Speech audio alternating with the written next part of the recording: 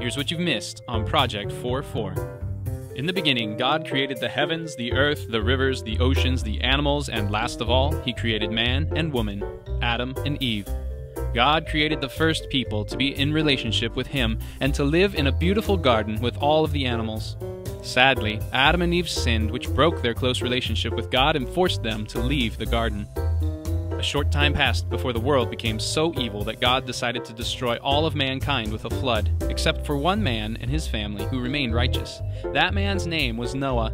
It rained and rained for 40 days, and when the rain stopped, God made a covenant with Noah to never destroy mankind with a flood again.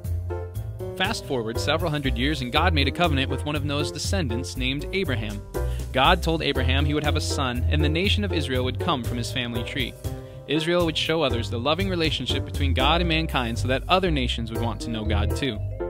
When Isaac grew up, he had a son named Jacob, whose name God eventually changed to Israel, just like the promised nation.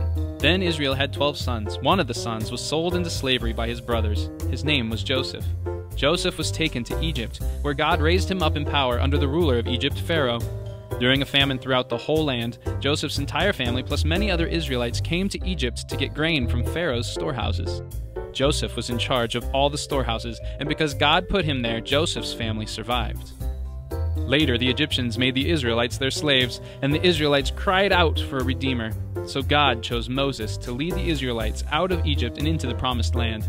While the Israelites were in the wilderness, God made another covenant, this time with Moses and his people, to make them His treasured possession and be their God. He also gave them rules to follow for how to live their lives, like the 10 Commandments. But because many complained, they spent the next 40 years wandering in the desert. During this time, a new generation grew up with a new respect for God and His power. God miraculously provided. Joshua led this new generation of Israelites, and after years of battle, God conquered the promised land He had set aside for His people, and the Israelites settled down to raise families. During this time, God gave Israel judges. The Israelites were faithful to God for a while, but then they disobeyed. They returned to God again, but again disobeyed. This time of the judges and cycle of faithfulness and disobedience lasted for more than 450 years.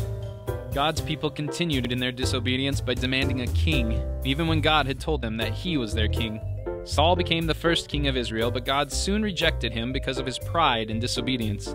Even though Saul had a son named Jonathan, God anointed David, a humble shepherd who knew and loved God, to be the rightful king. And that's what you've missed on Project 4-4.